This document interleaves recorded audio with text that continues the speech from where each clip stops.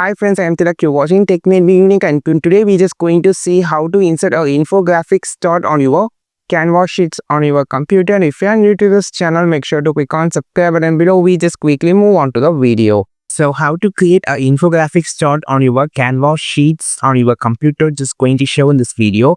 For that, first of all, click on the action to select this chart, or click on the chart option on the side. Then scroll down, you have this option called infographics. You can just click on the progress bar and you can just adjust the percentage, and here you can just adjust the level, and you can also choose the level to show here. And this is a radial progress. You can just use this, and the same process you can just adjust it by using this percentage level. And also the next thing was a progress link. You can just use this too. So you can just enable the percentage level and the line weight and also the progress. So you can see easily adjust it. This is how you just insert the infographics chart on your Canva sheets on your computer.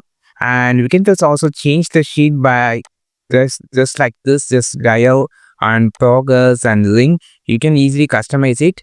I think this video helped you a lot. Like this video, share this video, subscribe this channel. We will meet our next video with the super valuable content. This is Tilak signing off from Technique. Be unique. Have a wonderful and also beautiful day.